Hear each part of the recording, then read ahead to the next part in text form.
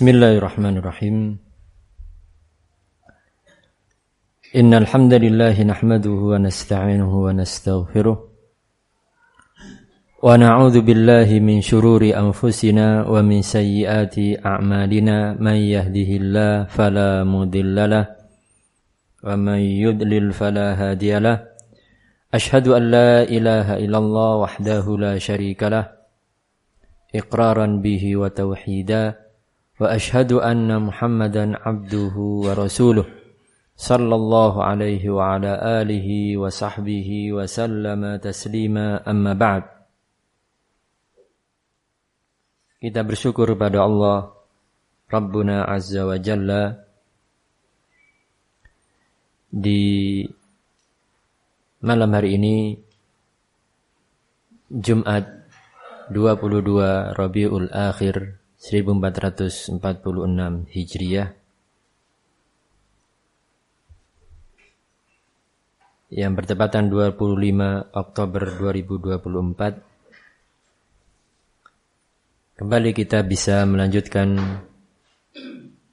kajian kita pada As-Sirah An-Nabawiyah. Dan telah kita jelaskan di awal kajian kita bahwa tujuan utama dari mempelajari As-Sirah An-Nabawiyah itu adalah agar kita bisa al-iqtida wal-ittiba, berteladan dan berittiba kepada Rasul sallallahu alaihi wasallam. Mempelajari as-sirah adalah dalam rangka kita al-amal bihi, mengamalkannya. Dan as-sirah, materi as-sirah atau pelajaran as-sirah ini juga berarti sangat erat kaitannya dengan ma'rifatul Rasul. Ya. Mengenal Rasul sallallahu alaihi wasallam, yang itu adalah bagian dari syahadah anna Muhammadar Rasulullah. Sehingga yang kita tahu bahwasanya syahadat anna Muhammadar Rasulullah mengandung sekian konsekuensi, antara lain mentaati Rasul, ya, membenarkan segala beritanya, antara lain al-ittiba', mengikuti beliau, tidaklah beragama, tidaklah berakidah, tidaklah beribadah kecuali sesuai dengan sunnah beliau. Demikian pula wajib kita mencintai Rasul sallallahu alaihi wasallam di atas dan melebihi kecintaan kepada siapapun, ya, bahkan terhadap dirinya sendiri. Maka ini semua ya ikhwah rahimani warahmakumullah akan bisa kita dapatkan nilai-nilai tersebut dalam pelajaran As-Sirah An-Nabawiyah. As-Sirah An-Nabawiyah. Dan para ulama memiliki perhatian serius, memiliki perhatian yang besar terhadap As-Sirah An-Nabawiyah. Mereka pun menyusun tulisan-tulisan, karya-karya tulis yang berkaitan dengan As-Sirah An-Nabawiyah, baik itu bagian dari suatu karya atau kitab yang mereka tulis atau merupakan kitab tersendiri. Ya, di antaranya para ashabus sunan, juga ashabul jawami', para ulama yang menyusun kitab-kitab hadis, periwayatan hadis baik dalam bentuk sunan. Nah, oleh karena itu para ulama Ahlul hadis yang menyusun kitab-kitab periwayatan hadis baik dalam bentuk al-jawami' seperti al-Imam al-Bukhari dan Imam Muslim, ataupun dalam bentuk sunan atau musnad, itu memuat di sana tentang as-sirah. Bahkan semua periwayatan dari Nabi alaihi salatu wassalam itu bagian daripada as-sirah. Ya. Di antara karya besar dalam bidang as-sirah yang itu merupakan kitab sirah sekaligus kitab fikih. Karena memang di antara tujuan penting mempelajari as-sirah itu adalah memang kita sebutkan tadi beramal, beriktida, mencontoh. Nah, dan mengambil fikih dari as-sirah tersebut. Al-Imam Ibnul Qayyim rahimahullah menulis kitab besar yang berjudul Zadul Ma'ad. Ya, itu merupakan kitab sirah sekaligus kitab fikih. Dia sebutkan runtutan sirah nabawiyah yang beliau berikan di sana fikih dari peristiwa-peristiwa tersebut. Nah, barakallahu fikum. Sehingga mempelajari as-sirah atau mengenal sirah Nabi alaihi salatu wassalam, sejarah beliau, tak hanya kita kaji misalnya pada peristiwa Maulid, ya. Dikaji setahun sekali atau dibacakan, didendangkan tanpa tahu maknanya. Bacaan tersebut berisi sirah namun dia enggak ngerti maknanya, didendangkan sedemikian rupa. Ya. Barakallahu fikum. Ayyuhal ikhwah rahimani wa rahmakumullah. Maka dalam pelajaran kita as-sirah an-nabawiyah di sini pula, dalam majelis ini, itu pun tak hanya sekedar menyebut dongeng atau cerita atau urutan peristiwa demi peristiwa, namun yang tak kalah penting adalah bagaimana mengambil pelajaran, bagaimana mengambil fikih dari peristiwa-peristiwa tersebut, agar kita bisa benar-benar beramal dengannya, bisa berittiba kepada Rasul alaihi salatu wassalam, dan juga mencintai beliau sallallahu alaihi wasallam. Baik, di antara yang sudah kita kaji terkait dengan wahyu pertama, ya, kita telah menyebutkan fawaid dari wahyu pertama, kemudian fawaid dari wahyu kedua. Maka kita akan sebutkan sekarang al-muqaranah, perbandingan antara wahyu pertama dengan wahyu kedua. Apa wahyu pertama? Iqra bismi rabbikal ladzi khalaq, khalaqal insana min 'alaq, iqra wa rabbukal akram, alladzi 'allama bil qalam, 'allamal insana ma lam ya'lam. Ini wahyu pertama. Wahyu kedua, ya ayyuhal muddatsir, qum fa'anzir, wa rabbaka fakabbir, wa thiyabaka fatahhir, wa rujza fahjur, wa la tamnun tastakthir, wa li rabbika fasbir. Maka fa awwalu iqra fihi al-amr bi talabil ilm, wa awwalul muddatsir fihi al-amr bil amal bihi. Kalau kita bisa membandingkan antara wahyu pertama dengan wahyu kedua, maka di surat Iqra itu terdapat perintah talabul ilm. Karena di situ Allah sebutkan 'allamal insana ma lam ya'lam. Bagaimana cara Allah mengajari manusia? Langsung itu diajari. Tentu melalui proses apa? Talabul ilm. Innamal ilm bitta'allum, kata Rasul alaihi salatu wassalam. Ya. Ilmu itu dengan cara ta'allum. Nah. Dan Nabi alaihi salatu wassalam sendiri datang Jibril kepada beliau menyampaikan wahyu. Ya. Sehingga tidak kemudian langsung ngerti ilmu begitu. Ya. Tapi ada proses. Para nabi dengan proses turunnya wahyu. Sementara selain nabi adalah dengan cara at-ta'allum. Innamal ilm bit-ta'allum wal fiqh bit-tafaqquh.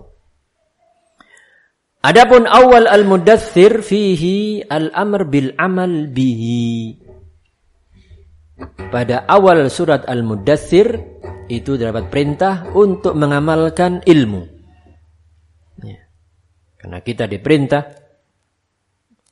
ya, fa'anzir wa rabbaka fakabbir wa thiyabaka fatahhir.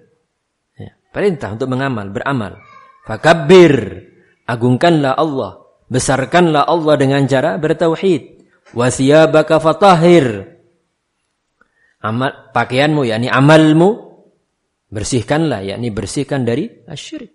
Ada amal.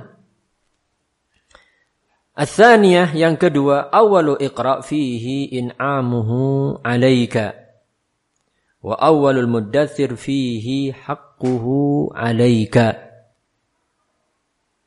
Pada awal iqra' itu terdapat penyebutan pemberian nikmat Allah kepadamu. Antara lain nikmat terbesar, nikmat al-khalq, penciptaan. Allah ciptakan Anda dari tidak ada menjadi ada. Ada min akbarin ni'am. Ya. Kemudian nikmat apa lagi? Nikmat Allah ajari ilmu. Allah muliakan umat manusia dengan Allah ajarkan ilmu pada mereka. Ya. Dan inilah bahkan yang menjadi keunggulan, keutamaan Abul Bashar Adam alaihissalam dibandingkan malaikat. Menjadi unggul beliau. Kenapa? Karena Allah ajarkan ilmu padanya yang para malaikat tidak mengetahuinya. Sedangkan di awal Muddatsir, di situ dapat penyebutan hak Allah atasmu, yaitu tauhid. Memurnikan ibadah kepadamu dan meninggalkan kesyirikan. Ada hak Allah Ta'ala. Sehingga kalau kita tahu nikmat-nikmat Allah kepada kita, ketahuilah hak Allah terhadap kita. Yang itu kewajiban kita kepadanya. Kemudian berikutnya yang ketiga,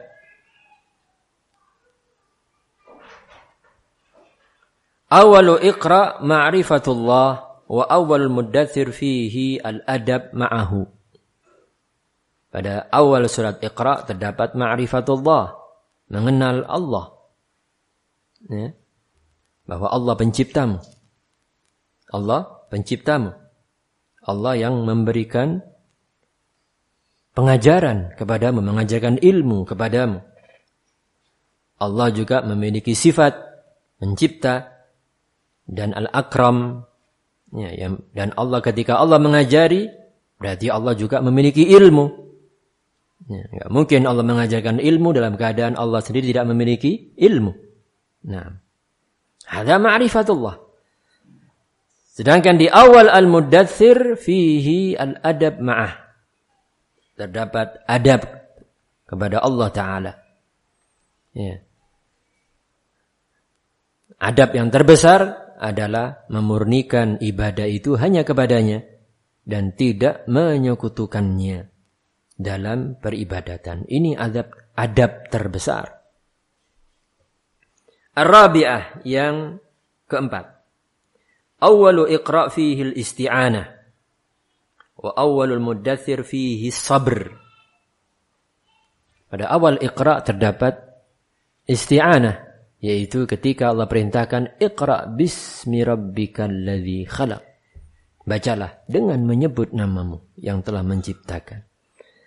Ya, bismi ba di situ dengan menyebut nama Allah, ini isti'anah, permohonan pertolongan, mohon pertolongan kepada Allah Ta'ala. Ya. Sehingga pada awal Iqra terdapat al-isti'anah. Dari sisi mana? Dari sisi perintah membaca dengan menyebut nama Allah. Nah, al-ba di situ yang terdapat pada bismillah, ba di situ adalah ba lil isti'anah. Huruf ba dalam rangka memohon pertolongan Allah Ta'ala.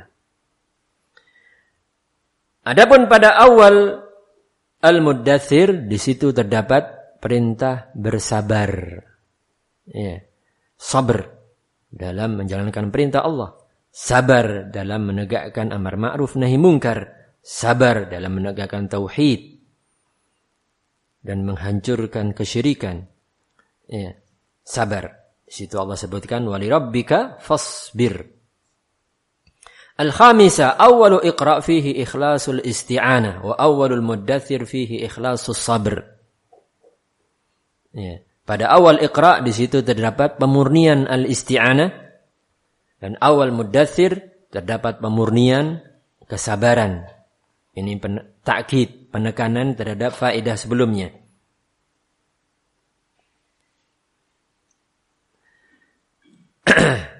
Yang keenam, as-sadisa, awalu iqra fihi al-isti'ana, awalul muddathir fihi al-ibadah. Masih mirip-mirip, namun Syekh ingin menyebutkan sisi yang lain. Awal iqra terdapat isti'ana, awal muddathir fihi al-ibadah.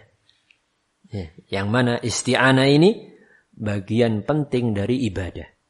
Yang di situ terdapat Allah tekankan masalah al-isti'anah, memohon pertolongan kepada Allah Ta'ala. Sementara di awal muddathir ada ibadah secara umum. Karena di situ perintah untuk wa rabbaka fakabbir wa thiyabaka fatahhir. Dan as-sabr itu juga merupakan ibadah. As-sabi'ah, yang ketujuh, awalu iqra' fihi adab al-muta'allim wa awal muddathir fihi adabul alim. Pada awal iqra' itu terdapat adab orang yang belajar. Sementara pada awal muddathir terdapat adab al-alim, orang yang mengajarkannya, mengajarkan ilmu. Apa adab yang disebutkan? Yaitu antara lain adab seorang yang belajar itu ketika membaca, memulainya dengan basmalah. Ketika belajar, tak lupa di situ ada qalam yang menemani dia. Karena melalui al-qalam inilah Allah mengajari umat manusia. Barakallahu fikum. Ada min akbar al-adab ya akhwan dalam belajar. Bahkan sampai-sampai ada seorang muhaddits, yaitu Muhammad bin Salam al-Bikandi, salah seorang guru Imam Bukhari rahimahullah. Suatu hari beliau ketika menulis di majelis ilmu ini, tiba-tiba penanya patah. Pena patah itu bagi seorang muhaddits masalah besar, problem besar. Nggak kalah dengan rumahnya roboh, atau problem yang lainnya. Langsung beliau mengatakan, kamu di sini. Sementara guru lagi ngajar, menyampaikan hadisnya. Kif? Langsung beliau mengatakan, al-qalam bidinar. Siapa yang masuk mengasih saya kalam, tak kasih harga 1 dinar. Luar biasa ya kawan. Nilai yang sangat mahal. Nilai yang sangat mahal. 1 dinar itu mata uang yang terbuat dari emas. Nah, dihargai dengan harga yang sangat mahal. Karena memang apa? Sangat mahal kalam bagi seorang muhaddits. Nah, langsung itu berdatangan pena itu kepada beliau. Nah, syahidnya adalah pentingnya al-qalam. Yang ini salah satu adab pada seorang muta'allim. Dan awal muddathir fihi adabul ilm, adabul alim. Adab seorang alim. Apa di antaranya? Dia tahu al-aham fal-aham. Mana yang terpenting untuk diajarkan sebelum yang penting. Yaitu mengajari tauhid. Dan mengajarkan bahaya asyirik. Juga adab seorang alim, as-sabr. Nah, ketika mengajarkan ilmu, menegakkan amar ma'ruf nahi mungkar. Menegakkan dakwah di tengah umat manusia dengan sabar. Ats-tsamina awalu iqra fihi ma'rifatullah wa ma'rifatun nafs. Wa awal muddathir fihi al-amr wan nahi.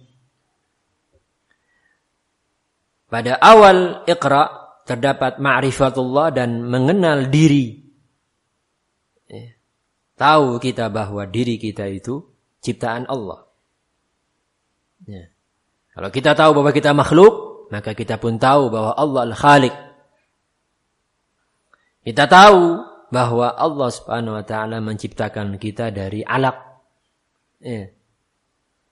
Dan sekaligus kita tahu betapa Allah Maha Pemurah terhadap kita. Bahan dasar ciptaan kita yang hina itu, namun kita menjadi makhluk yang termulia. Bahkan apabila kita mau belajar berilmu, maka kita seorang manusia bisa lebih mulia daripada malaikat sekalipun. Sementara di awal Muddatsir terdapat perintah dan larangan. Perintah bertauhid, larangan dari syirik.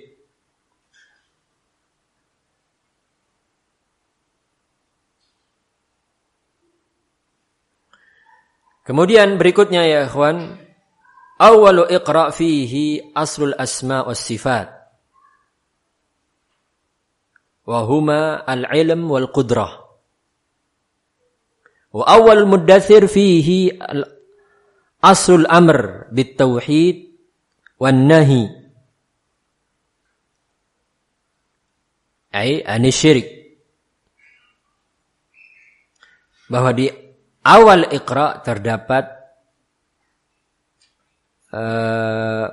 pangkal nama-nama dan sifat-sifat Allah Ta'ala yang paling menentukan, yang paling utama, asasnya. Apa itu? Yaitu sifat ilmu dan qudrah.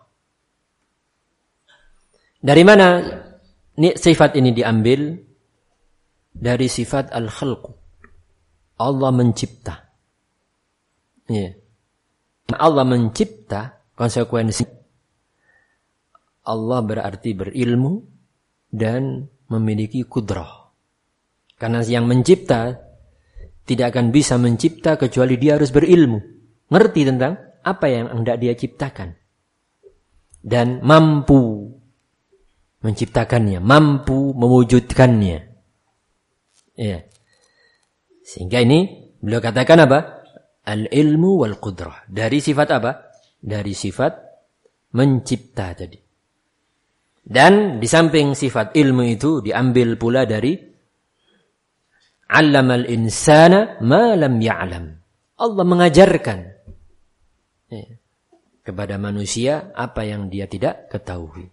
Ketika Allah mengajarkan kepada manusia, memberikan pengajaran, berarti apa? Allah berilmu. Allah berilmu. Sementara dalam awal Al-Muddatsir ada pangkal asas al-amr wan nahi. Perintah dan larangan, yaitu perintah bertauhid dan larangan dari syirik. Ini perintah terbesar dan itu larangan terbesar. Yani apa perintah terbesar? At-tauhid. Bahwa al-awwal wajibin, kewajiban pertama. Apa larangan terbesar? Larangan dari syirik. Kemudian faedah berikutnya, yang keberapa tadi? Yang al-ashirah, ya, ke-10. Fi awal Iqra dzikrul qalam alladzi la yastaqimul ilm illa bihi. Wa fi awal Muddatsir dzikr as-sabr alladzi la yastaqimul amal illa bihi. Di awal Muddatsir terdapat penyebutan di awal Iqra terdapat penyebutan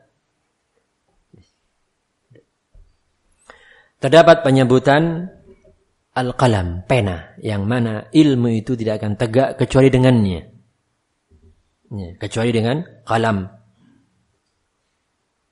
Dan demikian ya ikhwah, ilmu sampai pada kita dari generasi para ulama, sebelumnya dari para sahabat, sebelumnya dari Nabi alaihi salatu wasalam, itu semua apa? Setelah turun-temurun atau diajarkan oleh para ulama, ya, oleh para sahabat kepada murid-muridnya dari kalangan tabi'in, yang kemudian oleh para sahabat sendiri sebagian menulis ya, apa yang mereka pelajari dari Al-Quran maupun As-Sunnah, sebagian menuliskannya, dan tadwin ini ya semakin meluas di generasi berikutnya, di generasi para tabi'in, tabi'ut tabi'in, dan para imam setelahnya, sehingga mu'allafat katsira ya ikhwan sampai kepada kita. Nah, kitab-kitab yang banyak diwariskan dari para ulama salaf. Ya. Yang di masa itu alat menulis, ya, alat cetak mencetak enggak semudah sekarang. Tapi warid sampai kepada kita. Seorang alim bisa ratusan judul menulis. Ya. Yang kalau kita pikir, kapan mereka nulisnya? Bagaimana mereka nulisnya? Ya, kalau orang sekarang bisa ngetik banyak, tapi mereka tubuh. Ya, tulis semua dengan tangan. Nggak ada fotokopi pun nggak ada zaman dulu. Itu. Nah. Nawawi rahimahullah, dalam beliau di antara ulama yang wafat di usia yang masih muda, 45 tahun. Belum sempat zuhad. Beliau di antara ulama yang belum sempat menikah. Ya. Itu karya tulisnya dalam waktu yang singkat itu, karya tulisnya luar biasa. Nah, berapa mujalladat, berapa judul, satu judul berapa mujalladat. Nah, sebelumnya Al-Bukhari, Muslim, ya, A'immah Kutubus Sittah, bagaimana mereka? Zaman yang lebih jauh lagi. Ya, teknologinya lebih tertinggal atau lebih sederhana dibandingkan masa An-Nawawi rahimahullah. Nah, disampai pada kita karya-karya tersebut. Ya, itu belum yang tidak sampai. Karena di sana ada sekian kutub hilang, enggak sampai kepada kita. Nah, karena itu kalau kita baca biografi para ulama itu, di antara ta'alifatihi, karya tulisnya, kitab ini matbu, sekarang sudah dicetak. Kitab ini mafqud, kitab ini hilang. Ya, di antara sebab hilangnya adalah penjajahan, ya, kezaliman yang dilakukan oleh tentara Tartar. Kalau bahasa Arabnya Tatar. Ya, yang menjajah Baghdad, dan ini musibah menimpa kaum muslimin. Ya, yang mereka, nah, tentara ini tidak hanya menghancurkan nyawa dan kehormatan kaum muslimin, tapi juga menghancurkan karya-karya ilmiah kaum muslimin. Dan sampai-sampai terjadi apa? Bahwa sungai Tigris itu, ya, hitam atau merah kehitaman, merah campur hitam. Kenapa? Merah karena darah manusia yang mereka bunuh, ribuan nyawa. Ya, tak tanggung-tanggung mereka dengan tega dan keji dan kejamnya mereka membunuh kaum muslimin. Dan juga apa? Hitam karena kitab-kitab yang mereka bakar. Hancur. Berapa banyak itu? Di maktabah perpustakaan yang itu dibangun, ya, oleh para ulama, didukung oleh para umara dari Khulafa Abbasiyah yang mengumpulkan kitab-kitab itu. Entah di maktabah yang mungkin sudah terkumpul atau maktabah para ulama itu sendiri masing-masingnya. Nah, yang ini peristiwa musibah besar yang menimpa kaum muslimin, yang sampai-sampai para ulama tarikh sempat ragu. Musibah ini aib besar bagi kaum muslimin. Ya, bagaimana bangsa atau umat yang jaya ini hancur porak-poranda dengan itu. Mereka ragu, ini mau ditulis apa enggak ini. Ya, tapi sebagiannya menyatakan tulis, karena itu sebagai apa, amanah ilmiah satu, yang kedua pelajaran ibrah bagi generasi setelahnya. Ya. Baik, bahwa al-qalam alladzi la yastaqimul ilm illa bihi. Yang ilmu itu enggak bisa tegak kecuali dengan qalam. Kemudian pada awal Muddatsir terdapat penyebutan as-sabr alladzi la yastaqimul amal illa bihi. Yang mana amal itu tidak akan bisa tegak kecuali dengan kesabaran. Ya. Kalau kita enggak sabar, selesai. Salat aja kalau enggak sabar, bendino salat rek. Ya selesai ya sudah. Berhenti. Ya. Termasuk amal talabul ilm. Ya. Butuh kesabaran terus. Sampai kapan? Terus. Enggak ada berhentinya orang belajar itu. Ya. Enggak kenal umur, enggak kenal waktu. Al-Imam Ahmad rahimahullah. Siapa Al-Imam Ahmad dengan kedudukan beliau? Nah, yang sedemikian baik dalam bidang hadis maupun fikih. Ya. Beliau didatangi oleh para talabatul ilm, didatangi oleh para muhaddisin, didatangi oleh para fuqaha. Namun demikian beliau tetap belajar. Ya, bahkan di usia beliau yang sudah masuk usia tua, itu pun beliau tidak malu untuk turut berlari-lari dengan para syabab dalam rangka apa? Menghadiri majelis ilmu. Nah, untuk bisa sampai di posisi yang terbaik, nah, di majelis ilmu itu sampai lari-lari. Sampai ada yang mengatakan, ya Imam Ahmad, dengan kedudukan engkau dan usia engkau seperti ini. Nah, ya. Sampai kapan Imam Ahmad? Minal mahdi lal lahdi, kata beliau. Belajar itu sejak dari mahdi, buwayan ilal lahad. Yang menghentikan belajar itu al-lahad. Ya. Ada huwa as-sabr, ya. As-sabr. Dan memang demikianlah para a'immah, kesabaran mereka. Nah, dan itulah salah satu unsur imamah. Salah satu unsur seorang mencapai tingkat imam adalah as-sabr. Di samping apa? Al-yaqin. Nah, dengan dua hal ini, al-yaqin was-sabr, tunalul imamah fid din. Dicapai tingkatan al-imamah, keimaman dalam agama. Berikutnya faedah yang ke 11. Pada awal Muddathir, dzikrut tawakkul wa annahu yaftah al-mughlaq. Wa awalul apa nanti baca tadi? Ana ulangi. Fi awal iqra dzikrut tawakkul wa annahu yaftah al-mughlaq. Wa awal Muddathir fihi sabr alladhi yaftahuhu. Terdapat awal Iqra terdapat penyebutan tawakal. Tawakal dari al-isti'anah. Ya, dari penyebutan nama Allah Subhanahu wa taala yang itu membuahkan tawakal. Yang mana tawakal itu membuka al-mughlaq, sesuatu yang terkunci, tertutup. Nah, karena memang Allah yang menjamin wa may yatawakkal 'ala Allahi fahuwa hasbuh. Ya. Barang siapa yang bertawakal kepada Allah, maka dialah Allah yang menjadi penjaminnya. Dan di awal Muddathir terdapat as-sabr, yang mana as-sabr juga yaftahuhu, membuka hal-hal yang terkunci. Nah, faedah berikutnya yang ke-12. Fi awal Iqra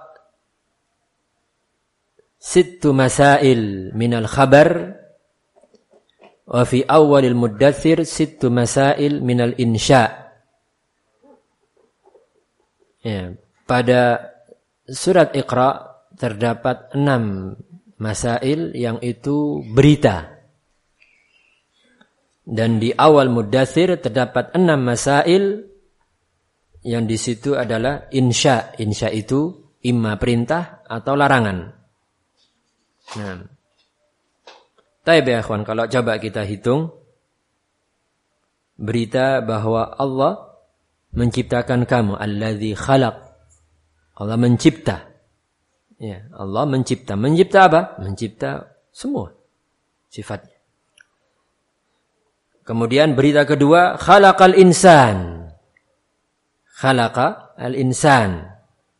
Menciptakan manusia. Secara khusus Allah ciptakan manusia. Ya, penciptaan manusia dari apa? Min alaq, dari bahan berupa alaq. Ini masuk ke berita yang ketiga. Nah, berita yang keempat bahwa Allah al-akram. Allah al-akram. Allah Maha Pemurah. Berita yang kelima, allama bil qalam. Allah mengajarkan dengan al-qalam. Berita yang keenam, allamal insana ma lam ya'lam. Allah mengajarkan manusia apa yang belum mereka ketahui. Ya. Ini 6 berita, 6 masail yang itu bersifat berita. Adapun pada surat Al-Muddathir ada 6 masail pula yang bersifat insya. Ya, insya tadi sudah kita sebutkan, imma itu perintah atau larangan. Antara lain perintah untuk bangkit berdakwah. Fa'anzir, perintah memberikan indar yang kedua. Ya. Wa rabbaka fakabbir. Yang ketiga, yang ini perintah bertauhid. Wa thiyabaka fatahhir. Ya. 1, 2, 3, ini 4, fatahhir. Wa rujza fahjur. Ya. Fahjur, perintah menjauhi berhala. Kemudian perintah bersabar. Wa li rabbika fasbir. Nah. Kemudian yang ke berapa? 14? 13. Fi awal Iqra dzikru bad'il khalqi. Di awal surat Iqra terdapat penyebutan awal penciptaan. Ya. Yaitu penciptaan manusia awalnya dari apa? Dari alaq. Wa awal muddatsir dzikrul hikmah fihi. Penyebutan hikmah diciptakannya manusia, yaitu untuk apa? Beribadah kepada Allah Ta'ala. Kemudian yang berikutnya 14. Ya. Fi awal Iqra syahid liqaulihi i'qilha wattakil wa fi awal muddatsir as-sabr alladhi huwa minal iman bimanzilatir ra's minal jasad.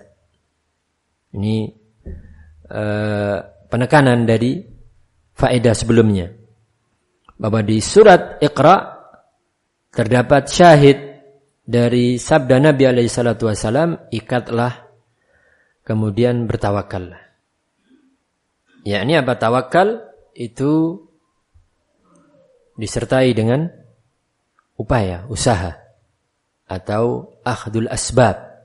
Dan itu semua bagian daripada tawakal. Tidaklah disebut tawakal kalau tanpa akhdul asbab, kalau tanpa ada upaya. Ya.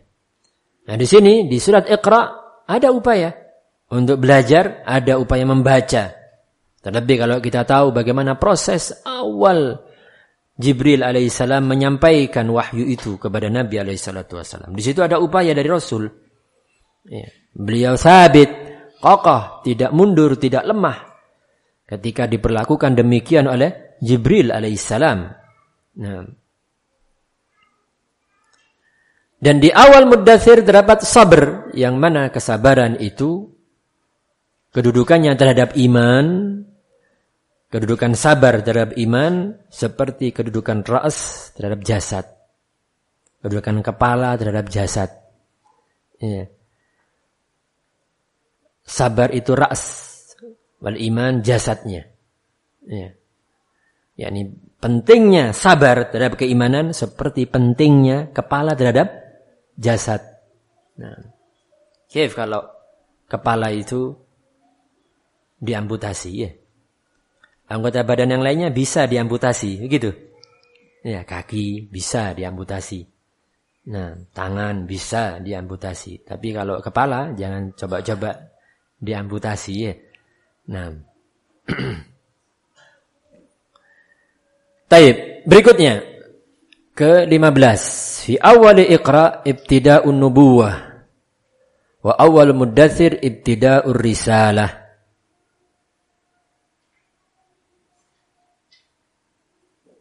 Awal Iqra merupakan permulaan nubuwah. Di awal Muddatsir merupakan awal risalah, diutusnya beliau sebagai Rasul. Kemudian di akhir beliau tutup dengan mengatakan, dan dalam dua surat ini, wahyu pertama dan wahyu kedua, terdapat syahid terhadap kaidah al-ilmu qabla al-qawli wal amal. Ilmu itu sebelum berucap dan beramal.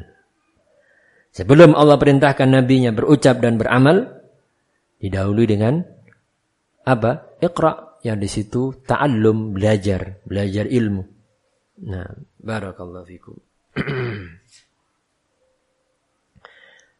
Kemudian ayyuhal ikhwah rahimani wa rahimakumullah, Berikutnya, yang ini berkaitan erat dengan wahyu, dengan bad'il wahyu atau bad'il wahyi, yaitu kisah perjumpaan Abu Sufyan bersama rombongannya dengan Heraklius.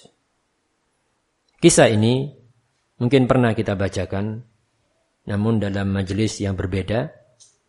Maka di majelis pelajaran as-sirah ini kita akan bacakan ulang. Nah, kenapa? Karena memang ini bagian penting dari as-sirah. Peristiwa yang terjadi di tahun ke-6 Hijriah, namun erat kaitannya dengan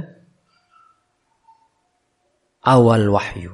Karenanya Al-Imam Al-Bukhari rahimahullah meletakkan hadis ini pada kitab Bad'il Wahyi, kitab permulaan wahyu.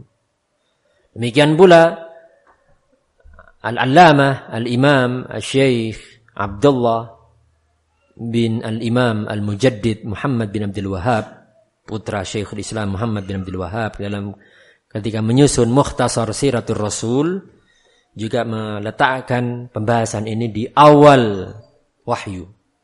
Di awal pembahasan tentang wahyu. Ya.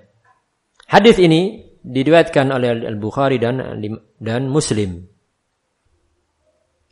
Namun yang meletakkan di awal, ya, di awal sahihnya dan di awal kitab Bad'il Wahyi atau di akhir kitab Bad'il Wahyi adalah Al-Imam Al-Bukhari rahimahullah. Hadis yang diriwayatkan dari sahabat Abdullah bin Abbas radhiyallahu anhuma, kata beliau, anna Abu Sufyan bin Harb akhbarahu anna Herakl arsalahu ilaihi fi rakbin min Quraisy, bahwa Abu Sufyan bin Harb memberitakan bahwa Herakl memang mengirim utusan kepadanya dalam rombongan, ketika beliau berada dalam rombongan bersama sejumlah orang Quraisy, kanu tujaran, yang ketika itu mereka adalah rombongan pedagang, kafilah dagang. Bisyam, ya, ketika mereka sedang berada di Syam. Karena memang kebiasaan Quraisy itu berdagang sampai ke Syam. Ya. Quraisy itu para pedagang, orang-orang yang berdagang, karena nggak bercocok tanam, nggak bisa di negerinya cocok tanam, ya. Maka andalan mereka lah berdagang. Berdagangnya ke negeri Syam dan ke Yaman. Nah, fil muddah allati kana Rasulullah sallallahu alaihi wasallam madda fiha Abu Sufyan wa kuffar Quraisy, yang itu terjadi pada masa ketika Rasul memberikan damai, ya, gencatan senjata dengan Abu Sufyan dan kufar Quraisy, yakni dalam peristiwa perjanjian Hudaybiyah di masa tenggang itu. Karena masing-masing pihak sepakat untuk tidak saling menyerang, gencatan senjata. Nah, kufar Quraisy memanfaatkan itu untuk perbaikan ekonomi. Di antaranya mereka berdagang. Adapun Nabi SAW memanfaatkan itu untuk dakwah. Ya, dakwah di antaranya beliau mengirimkan surat dakwah kepada raja-raja yang ada di sekitar Jaziratul Arab. Ya. Termasuk di sekitar Jaziratul Arab itu ada dua negara adidaya. Ya, Persia dan Romawi. Persia dan Romawi, yang dua-duanya dikirimi surat oleh Rasul sallallahu alaihi wasallam, Kisra dan Kaisar. Yang tanggapan dua raja ini berbeda, agak sedikit berbeda, walaupun sama-sama menolak, namun penolakan Kisra lebih kasar. Ya, karenanya langsung Nabi SAW mendoakan kehancuran terhadap kerajaannya, dan benar, tak lama sepeninggal Rasul hancur kerajaannya dengan kehancuran yang total di tangan kaum muslimin. Ya, sementara Romawi ada sedikit, walaupun tidak banyak, sedikit penghargaan. Walaupun bukan itu yang dimaukan penghargaan sesungguhnya. yakni dia memperlakukan surat ini dengan terhormat masih. Namun sebenarnya penghargaan tertinggi adalah ketika mau mengikuti dakwah. Yang ini tidak terjadi pada Kaisar. Tetap sama-sama baik Kaisar maupun Kisra, Persia maupun Romawi tidak satupun yang menjawab. Karenanya dua-duanya sama-sama hancur. Namun kehancuran Persia lebih dulu dan lebih cepat dan lebih telak dibandingkan kehancuran Romawi. Barakallahu fikum. Di samping Persia adalah bangsa Wathaniyah, sementara Romawi Ahlul Kitab. Nah, dan ini Anda sebutkan karena memang itu berkaitan dengan kisah yang akan kita sebutkan ini. Fa'atauhu wa hum bi Ilya. Maka Abu Sufyan dan rombongannya datang kepada Heraklius wa hum bi Ilya. Ketika itu mereka sedang berada di Ilya, Baitul Maqdis. Fada'ahum fi majlisihi. Maka mereka pun dipanggil oleh Heraklius di majlisnya, majlis raja. Ya. Wa haulahu udhama'ur Rum, yang dihadiri oleh para pembesar kerajaan Romawi. Thumma da'ahum wa da'a biturjumanihi. Maka dipanggillah rombongan ini dan dipanggil pula penerjemah. Faqala, maka Herakl bertanya, ayyukum aqrabu nasaban bihadzal rajul alladhi yaz'um annahu nabi. Siapakah di antara kalian ini, rombongan ini, yang paling dekat nasabnya terhadap pria yang mengaku nabi? Yang berarti pembahasannya tentang ini. Ya. Qala Abu Sufyan faqultu ana aqrabuhum nasaban. Kata Abu Sufyan, aku yang paling dekat nasabnya. Betul, karena memang Abu Sufyan itu keturunan Abdus Syams. Ya. Yang mana Abu Syams ini adalah saudara daripada Hashim. Ya, yang nasabnya bertemu kepada Abdul Manaf. Nasabnya bertemu kepada Abdul Manaf, yang masing-masing Hashim dan Abdus Syams ini menurunkan kabilah besar. Ya. Bani Hashim dan Bani Umayyah. Ya. Bani Umayyah. Yang ini dua kabilah besar di Quraisy, yang masing-masing memiliki kedudukan terhormat. Ya. Sehingga di antara nasab yang terdekat adalah Abu Sufyan. Qala udnuh minni wa qarribu ashabahu waj'aluhum inda dhahrih. Ya. Dekatkan dia kepadaku. Ya. Herakl memerintahkan para pejabatnya, dekatkan dia kepadaku dan dekatkan pula teman-temannya. Ya. Dan jadikan dia inda dhahri, di belakangnya. Nah, ini ada tujuan, karena Herakl ini raja yang cerdas. Ya, raja cerdas. Raja yang pintar tempur juga. Nah, namun kecerdasannya ternyata la yanfa'u. Ketika apa? Dia ternyata menolak Islam, tidak mau mengikuti dakwahnya Nabi alaihi salatu wasalam, sehingga tampak pada dia sifat pengecut, penakut. Nah, di samping sifat hubbud dunya wa hubbur riasah. Nah, ketika mengatur posisi ini ada maksud, ada tujuan. Supaya karena dia ingin kejujuran sekarang. Dia mau bertanya kepada Abu Sufyan, namun ingin jujur. Sehingga apa? Dia ingin tahu bagaimana sikap ya teman-temannya ini kalau seandainya dia bohong. Sehingga dia akan tahu teman-temannya kan enggak sungkan untuk mendustakannya karena ada di belakang. Ya, karena ada di belakang. Beda kalau ada di depan atau bersebelahan, mungkin sungkan dia. Tapi kalau di belakang dia tahu, karena akan dia berhadapan dengan siapa? Heraklius. Majelis berhadapan dengan dia. Nah, seperti itu. Thumma qala li turjamanihi qul lahum inni sa'ilun hadza an hadzal rajul. Kemudian Herakl mengatakan kepada penerjemahnya, sehingga bisa menyampaikan dalam bahasa Arab, dia enggak bisa bahasa Arab. Tapi penerjemahnya ia akan menyampaikannya bahasa Arab. Dan sebaliknya, penerjemah ini akan bisa mengerti bahasa Arab dan menyampaikan ungkapan Abu Sufyan kepada Herakl dengan bahasa Herakl. Nah, maka dia mengatakan kepada penerjemahnya, "Qul lahum inni sa'ilu hadza an hadzal rajul." Aku akan bertanya kepada dia tentang pria ini, yakni yang mengaku nabi. Fa in kadzdzabani fakadzibuh. Sampaikan kepada rombongannya, kalau dia berdusta, silakan dustakan dia. Ya, jangan sungkan-sungkan.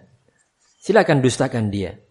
Wallahi laula al-haya min ayyasira alayya kadziban lakadzibtu alaih. Maka kata Abu Sufyan, kalau seandainya bukan karena malu untuk dinukilkan dusta dari saya, niscaya aku akan berdusta di majelis itu. Tapi malu, ya kawan. Malu bukan apa? Malu bukan hanya sekedar malu berdusta, tapi malu kalau sampai nanti diceritakan, pulang negerinya cerita orang-orangnya ini bahwa Abu Sufyan bohong kemarin. Ya, karena memang bohong itu, dusta itu ada sesuatu yang tercela hatta di pandangan siapa? Masyarakat jahiliyah Quraisy. Bohong itu tercela. Sementara kejujuran mulia. Nah, yang kita sebagai umat muslim, ya, mestinya aulan nas, lebih pantas untuk memiliki sifat ini. Yaitu apa? Menghargai as-sidqu dan mengerti bahayanya kedustaan. Ya. Dusta ini ya kawan, sulit sudah. Para ulama masih bisa menerima periwayatan dari ahlul bidah dengan syarat yang ketat. Ya, dengan syarat yang ketat. Masih ada. Tapi kalau pendusta itu enggak bisa diterima riwayatnya. Tidak bisa diterima periwayatannya. Nah, apalagi kalau ahlul bid'ah pendusta lagi. Nah, yang sangat disayangkan ada orang-orang yang yantasib ilal ilm, bahkan yantasib ila salafiyah, namun gampang berdusta. Ya, yakdzib. Nah, ini penyakit yang hendaknya kita mengoreksi diri untuk kita menjauh darinya. Jangan sampai kita terjatuh pada penyakit yang satu ini. Al-kadzib. Barakallahu fikum. Baik, mungkin sampai di sini pelajaran kita. Insyaallah taala kita lanjutkan kisah ini pada pertemuan yang akan datang. Wassallallahu ala sayyidina Muhammad wa ala alihi wa sahbihi wasallam walhamdulillahi rabbil alamin.